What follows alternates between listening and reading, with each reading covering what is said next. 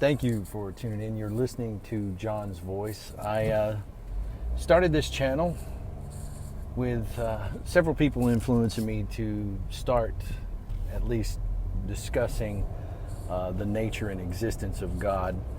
I won't be revealing anything about who I am because who I am is not important.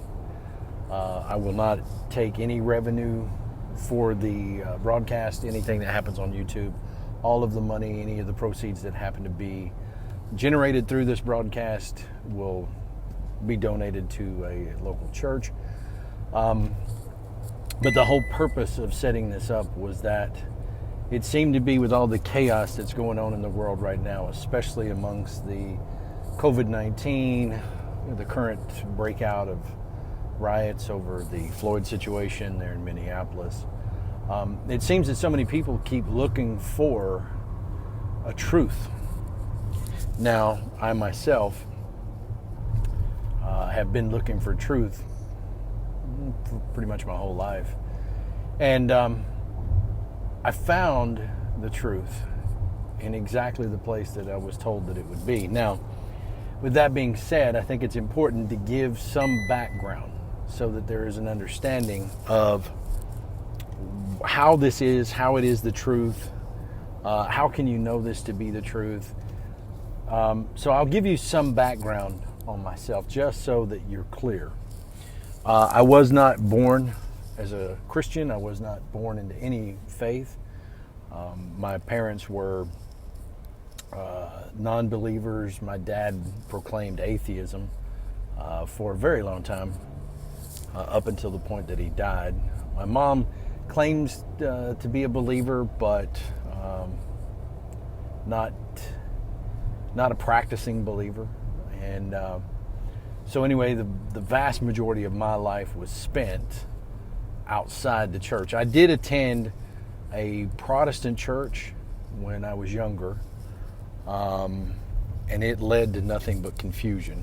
And I'll explain more about that later. But I had pretty much given up the idea of faith altogether. I saw it as nothing more than just a made-up set of stories, that this could easily be disproven, that a lot of the stuff that was written in the Bible was nonsense. Man can't live inside of a whale for 3 days. People parting the water, it all seemed too fantastical to me. So therefore, I had relegated myself to saying, okay, that is nonsense. There's no reason for me to listen to that. And saw no value in it whatsoever. So then how does a guy who believed this for upwards of, 40 years, all of a sudden one day something changes? Through all of the study that I had done, all of the research, I guess, that I had done, and that's a word that people love to use nowadays, research, when basically all they've done is just skim the facts, watch a couple of YouTube videos, and they call that research. Here's what I mean by research. There was a lot of period there that I read just about, and this is not a complete accurate statement, but I read just about all of the world's religions, and I have a library of the world's religions. So starting at the Tao, working my way through the Bhagavad Gita, the Upanishads, I went on a quest to figure out what was it that drew people to these types of beliefs. Why did they have to believe in some form of creator? Is there some sort of hidden significance as to why the human being tends to always look towards heaven and look for this being known as a God? And as I read through, I can tell you there is this thread that kind of weaves itself through as far as the beauty of what creation looks like, the pondering of what it would be like to live in a society that was nothing but good. And so I found it to be very intriguing. I would say that probably the most beautiful descriptions of an energy of God I would have to say that hats off has to go to the Tao Te Ching. It was beautiful as how it tries to describe the energy known as God. One of the references that it uses talks about a butterfly, and how if you behold a butterfly flying in a field, that you want to hold it, but the moment that you hold the butterfly in your hand, the butterfly loses the power of flight, and the best way to appreciate the butterfly is to leave it alone. And let it just be what it is. And so the Tao had a really beautiful description of this energy that kind of went through life. But I still thought of it as nothing more than a poetic way of describing we're here and we just don't know why. I'm probably more adept at the atheist arguments regarding the nature of chaos and how this is a random event brought about through the Big Bang, the series of events that come through and create us into this creature that has the ability to evolve, and that we share most of our DNA properties of that with monkeys. I think 98%, 97% of our DNA is matched to that of the monkeys. And so I'm probably more adept at the atheist perspective, looking at the world just as it is, maybe the scientific method, as far as you have a hypothesis, you test that hypothesis with an experiment, you look at the results of this experiment, and then you determine whether you accept the hypothesis or you reject the hypothesis. And that had been how it served me for the vast majority of my life. Now, so something happens along this pathway that I was on, and that is I came across an artifact. Now, having read the Bible, I will tell you it is the most difficult book I've ever tried to read, because I myself personally, and again, I told you this show is about truth, I find it difficult for it to hold my attention, especially depending on what version that I read, with the these and the thous and the thuses, and then, so-and-so begat so-and-so begat so-and-so begat so-and-so, and it just became difficult to hold my attention. And I think there's a reason for that as well. But anyway, one day I come across two things actually.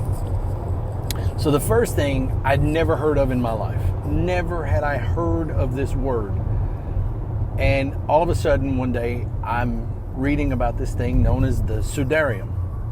Now, for those of you like myself who had no idea what a Sudarium is, a Sudarium was a cloth that was used to cover someone's faith. We're talking about after, a crucifixion, someone's dead. It's basically just a cloth that was used to cover the face of someone, so that in a public viewing of someone who had died, you cover their face up. It's still a practice we do today. We don't call it a Sudarium. I mean, today we have things like body bags, but in an older form of being able to protect the living from seeing the face of the dead, it was a cloth that was used to cover the face of the dead. Now, for those of you that speak Spanish, I find it very intriguing because sudario is the word, and it would more be talking about like a sweat cloth, like a cloth that would be used to wipe the sweat from one's face.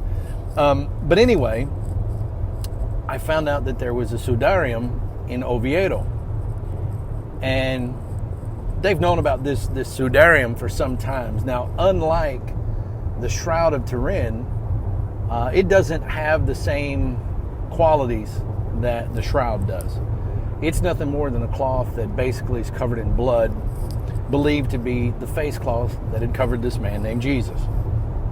All right, let's put a pin in that. We'll come back to that. So now the Shroud of Turin.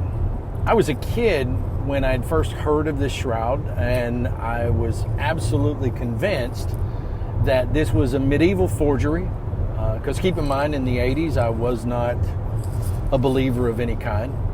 And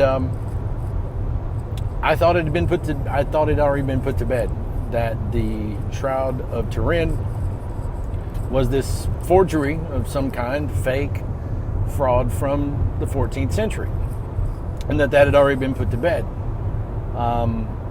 And as I was looking across, there was some new technology that was coming out. It was like a spectral, forgive me, I'll have to look it up. But anyway, it was to analyze how light burns onto an images, and it was, anyway, they had designed this new thing, and they wanted to go to Italy, where the Shroud of Turin is at, and they wanted to examine it under this spectrometer. I believe that's what it was called. And so I thought that was really fascinating. Why would you want to go and look at this artifact that has supposedly already been proven to be fake? Why are we still looking at that? And so I start kind of diving into that, and I find that the Shroud of Turin is the most studied artifact on the face of the planet. And I thought, well, that's really weird. Why would you go and study this? Did we not already put it to bed? It turns out that we did not in the 1980s, as there was a problem with the STURP team in how this research was conducted. So in my mind, science had already put it to bed. The model was to be that they were supposed to take pieces from all around the shroud. They were supposed to carbon date those pieces, and they were going to send them to different laboratories. So each one of those laboratories had the ability to do their own study, to do their own carbon dating, and then basically compile all of that together to give us a date. Well, the STURP team didn't actually follow the process for this. So what they did was they cut a piece off at the bottom of the shroud, and of this piece, they cut that piece into like 7 different pieces, and then they analyzed that one piece. Okay, so problem number 1 with this design. If you don't take random samples throughout the shroud, then this one piece that you've got, which it turns out this was one of the pieces that they got, there could be some issues with it. There could be something could be spilled on this piece. So you want to have multiple different samples from all over the shroud, not just one particular piece and then cut it up into multiple pieces. Now, of course, you have to understand that they would want to protect the shroud from doing this type of destructive study, because 7 different pieces cut from all around the shroud, of course, is going to damage the shroud.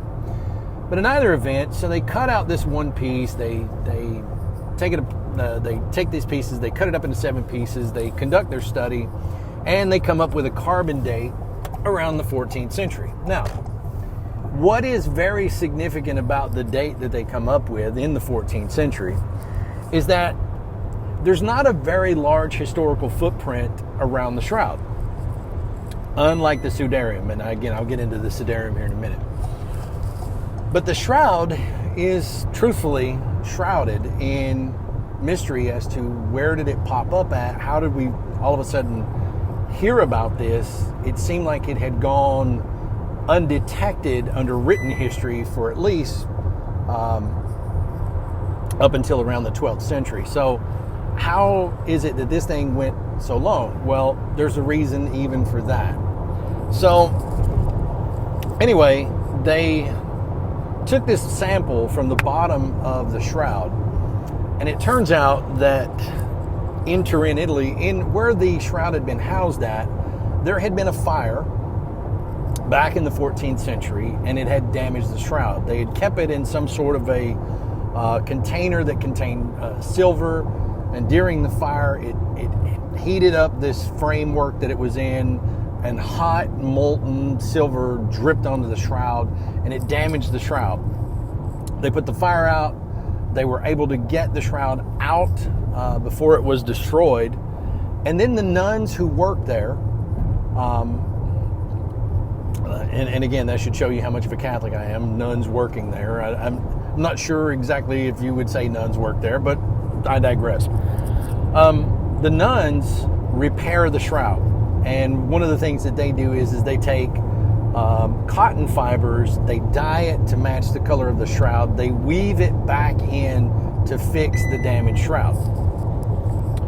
And so one of the things that they had found out also was that they noticed when they looked at these fibers that there was a difference between some of the fibers and then these cotton fibers that had been dyed. And so the carbon date comes up to a date that matches the period of when this fire occurred. So now, what about before then? If we can invalidate this carbon dating by saying merely that they just didn't follow the basic protocols for conducting that type of research to get us an accurate date. Well, what other studies have been conducted on the Shroud? And here is where all of a sudden I found myself moving from an atheist to where I am today. Because one of the things that stood out about the Shroud was there was an image on it that you could only see under a negative image. Now let me explain. What is the most intriguing thing about the Shroud is not just that it bears an image of a man who has all of the wounds consistent with that of Jesus, but when you take a picture of the Shroud and you reverse the image with a negative image, an even more detailed image shows up in the negative image. Now here's what's really profound, because here's the gap that started to open up for me in regards to it. The gap is, you would have me to believe that in the 14th century, the people who created this fake shroud, according to them, they would have had to have been able to look into the future, into, I believe it's 1898, 1899, when the first photograph is taken of the shroud, and as the gentleman takes this picture and he's going back to develop it, as he's processing the negative image, he sees that there is a clearer image on the negative than what's on the cloth. So you would have had to have been in the 14th century, and you would have had to have thought, okay, we got to make sure that this image has this quality for technology that doesn't even exist yet, to create a more enhanced version of the image that's on this shroud for technology that doesn't exist right now, so that when they take this picture, lo and behold, there's going to be an even greater image that is revealed. That immediately started to bring some questions in my mind, like, how would you even start to do this? I mean, I get that you could dye an image onto a shroud. I get that. I just don't get but then you're prepared for any other technology that may come out that all of a sudden starts to reveal another image that you yourself would not have been able to see at the time that you were creating this. That one was where, like I say, this whole chasm opens up for me. So I start to look at all of the other research that was conducted regarding the shroud, and then I was sort of taken aback. And again, I'm speaking from the cuff right now, so just so that everyone's clear, I don't have any notes in front of me right now. I have nothing more than my phone. I'm sitting in a car right now. So I'm pulling this all out from memory. So if I make a mistake on it, then by all means, we'll clarify it. We'll get corrections. I'll post any corrections or fix anything that I say here. But again, I just want to free flow with this, because I think it's important, number one, that we do free flow with our current understanding, and then we can grow as we move along. But so anyway, the things that I started to find that was fascinating about the shroud was, first off, just the negative image alone. It bears this image that actually doesn't penetrate the whole layer of the fibers. It's only surface. So if it's painted, you can imagine that the paint would kind of soak through the cloth. This image doesn't soak through the cloth. It's not found on the back of the cloth. It only penetrates like the top layer of the shroud. So the material itself, it appears as though it's been burnt. And I think some of the studies revealed that it was a very high-powered light that burned this image onto the shroud. But it had to be quick, because if it would have been exposed for too long, the shroud would have caught on fire. And of course it didn't. So anyway, the negative image reveals these wounds that are covering the body, which it turns out there's like 120 of these wounds that look like they come from a Roman's whip that coincides with the scourging at the pillar that Jesus endured. And then the other fascinating thing about that is that when you study a little bit of the history, the maximum penalty that the Romans would have subjected anyone to that was facing the death penalty is 40 lashes. The number of whip marks that are on the negative image coincides with someone who was whipped by a Roman whip and given 40 lashes. So the death penalty. But it's intriguing that you can count all of these corresponding whip marks, and it corresponds to the historical record that Romans would give you a maximum of 40 lashes. Now, on top of that, there's a puncture mark on the side that, based on the size of this puncture wound, it actually matches the size perfectly to this other thing known as the Spear of Destiny, which, if you study any history at all, you'll find out that the Spear of Destiny, Hitler actually had this in his possession for a while, and why he wanted it, I have no idea, but the Spear of Destiny was said to be the spear that actually pierced the side of Jesus. And when they take the measurements of the spear from the point, it appears to be the same exact wound that is found on the image of the shroud. Again, a forger would have had to have been very detailed in his knowledge to be able to know this one. The other thing that was very intriguing about it was when they took and they went over the shroud with tape, and they were collecting pollen samples, they were collecting dirt samples, because what they also found is that you could kind of track the movement based on the material collecting pollen fibers or pollen molecules, whatever we're going to call it, from the areas that it had been in. And the largest group of these pollen samples that they found come from Jerusalem, especially around the head, where there's, I think, 150 lacerations to the head, because there was a crown of thorns that was placed on the top of the head. The wound marks coincided with that of having a crown of thorns, but the pollen samples that was found also matched a thorny plant that's only found in Judea. So once again, it appears that the person who forged this also had to go and get pollen samples from Jerusalem, and then they had to put that on the round where this plant would have been that was on his head. Okay, so now they found dirt samples around the feet and around the knees.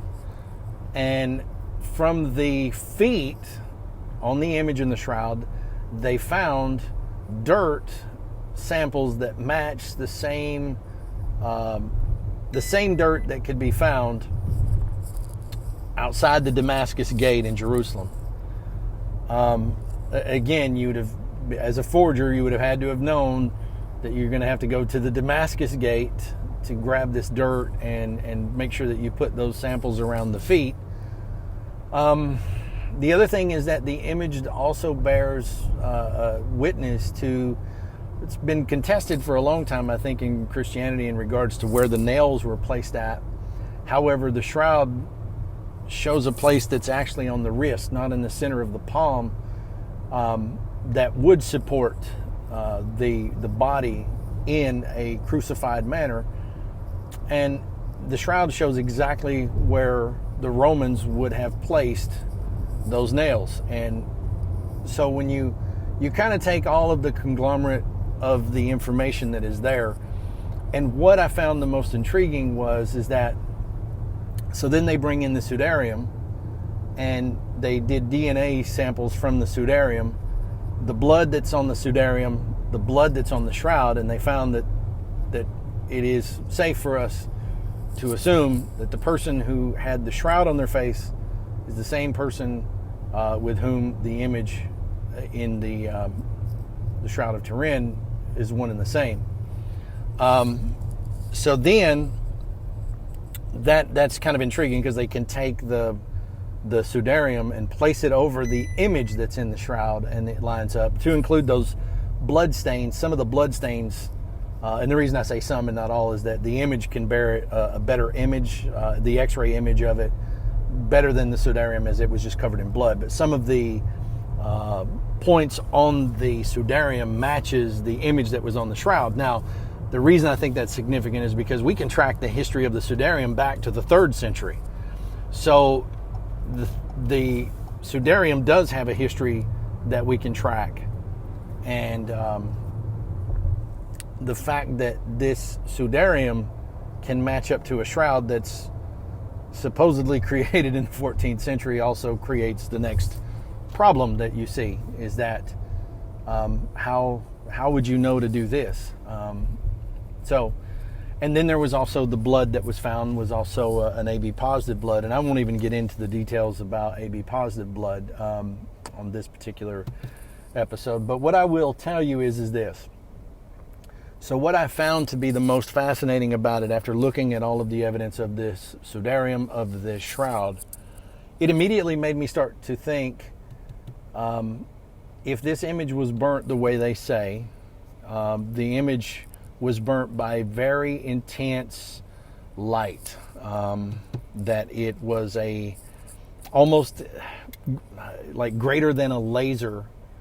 And again, they have all the numbers. Of course, it would be, I wish I could remember all of the wattage and everything that they talked about. But what I really remember the most was that it was a very high-powered light that burnt this image, and it was an instant.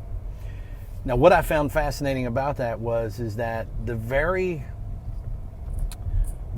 context of something that I read about from Paul, stating that on the road to Damascus, that when this man who had been put to death appeared to him, he appeared to him as light. Now, again, I wanted very much for that to be made up, but it seemed rather coincidental that the image that was created by light was also the image of one of the people who was not a believer, and what he saw changed him. So with all of that, it led me down the path to think that I might want to see, what did the man in the shroud say about us, about life? Because if there is a historical record that there is evidence here, and that's how we tend to validate it, is that there's two things that we need when we're studying ancient history. Two things we need. First thing we need evidence. The second thing we need is eyewitness. Well, the Bible has been telling us for a long time that it bears an eyewitness's account. Now, we can either choose to accept or reject it. And why? Because there was no evidence. Of course, I understand that's an argumentative statement. It depends on who you ask. But all of a sudden, for me, the evidence became very real. And when I started to see that the evidence there would support it, then I also had to ask myself, what was it that the man said that started this whole movement, this whole concept of Christianity? And how did we get where we're at today? I think what I'll do is I'm going to leave it there, and I'll open it up So feel free, if you listen to this, you pick it apart, whatever you want to say.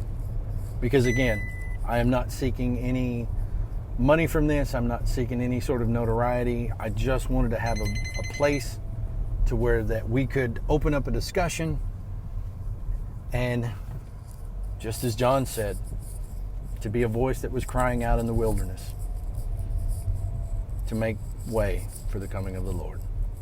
Anyway, God bless you. I will leave it there for now. I hope to do this every week, and I'm hoping that we can engage into something here on John's Voice. Thank you. God love you.